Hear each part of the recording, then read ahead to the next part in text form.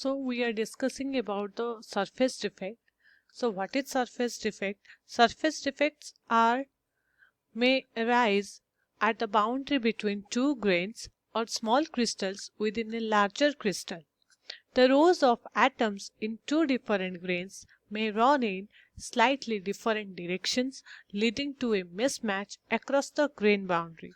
So, in other words, surface defects are defects of two-dimensional nature in the mathematical sense. These are areas of distortion that lie about a surface having a thickness of a few atomic diameters, or that also maybe the thickness is almost negligible compared to other two dimension of the surface. For from the surface defect are not stable and are present as metastable defects, and under suitable condition these defects can be removed. So materials are surface defect in the sense that growth of crystal has stopped at the surface. The atoms in the free surface of a solid have no neighbors and have no cohesive bonds on one side. So this is the types of surface defect. First is our grain boundary, next is tilt boundary, twist boundary, and the last part is twin boundaries. So this diagram is already here, and this is the surface defect. Here all atoms are not homogeneous. So that's why in every surface there is maybe a defect. So that is called our surface defect.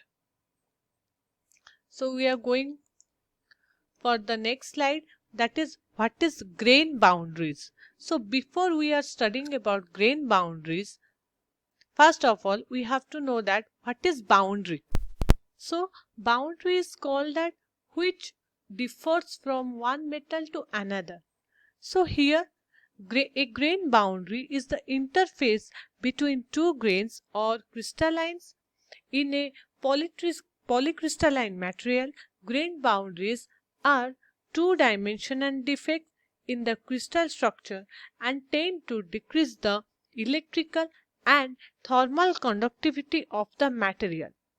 Most grain boundaries are preferred sites for the onset of corrosion and for the new phases from the solid.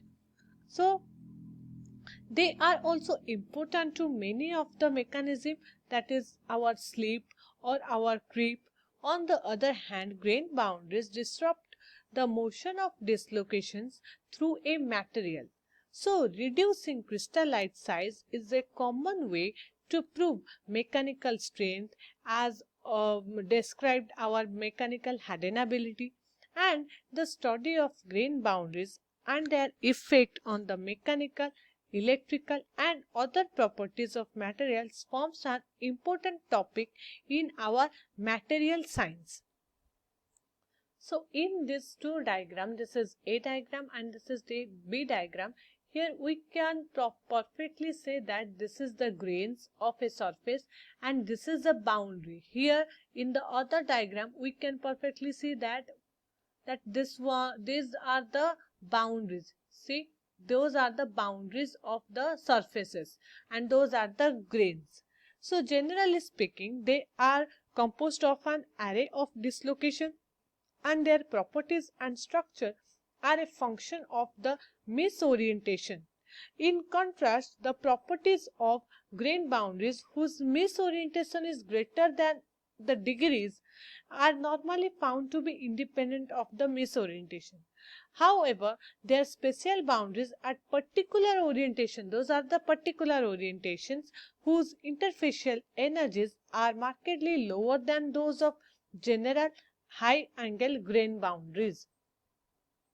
So the next is what is tilt boundaries.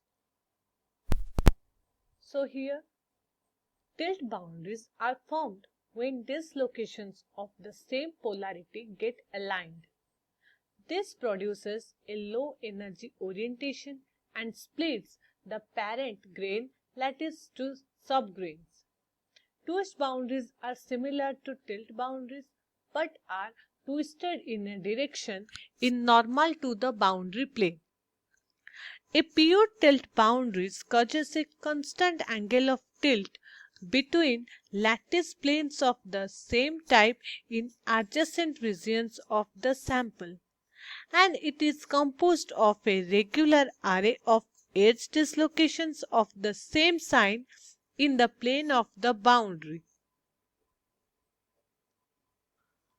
So, here is the diagram of the tilt boundaries. In this photograph shows the dislocation edge pits in a tilt boundary in a germanium crystal, and the diagram indicates how the pure tilt arises from this regular array. Here we can see it, the tilt. These are the tilts. Here the material, those are the initial point, this is the middle point, and this is the last point or our final position of the material.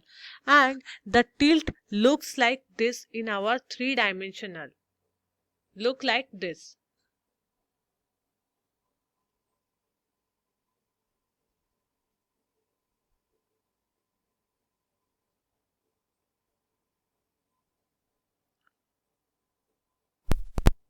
Here, the detailed theoretical analysis has been made of the stress fields which arise from the motion of glide dislocations across a symmetric tilt boundary. So these stresses fields are long range and result from the formation within the boundary of virtual grain boundary dislocation. And it is already similar type of long range stress field is generated when two crystals is differing in lattice size are joined together. Here the two crystal, here is one and here is one. In the former case, the long-range stress fields may be sufficient to generate dislocation glide loops, while in the latter case, these loops are of the prismatic type and move by climb. See, portion of both types of loops move to boundary and become incorporated into them as interface dislocation, in turn reducing the long-range stress fields arising from the virtual dislocation. So it is all about what is tilt boundary system and the diagram of the tilt boundary. Next is our twist boundary. So a twist boundary causes a pure rotation between two crystals of the same structure. The boundary is composed of a regular two-dimensional array of screw dislocation of the same sign in the boundary plane. If all the dislocations have a Borger vector B and their spacing in the array, here we are clearly see as this is a twist boundaries.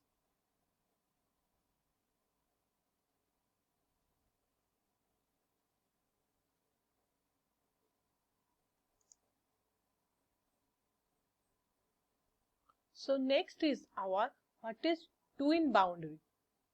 So twin boundaries occur when two crystals of the same type intergrow so that only a slight misorientation exists between them.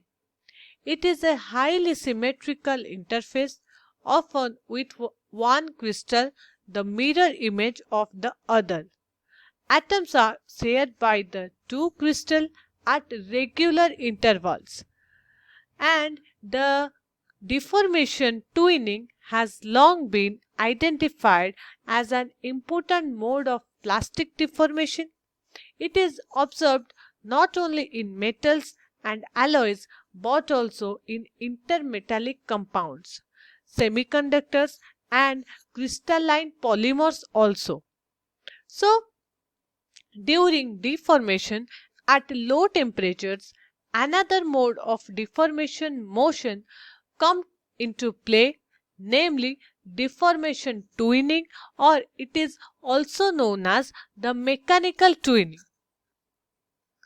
So here are the twin boundaries diagram.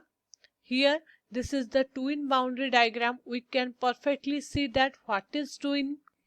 So it is a purely reflection of a material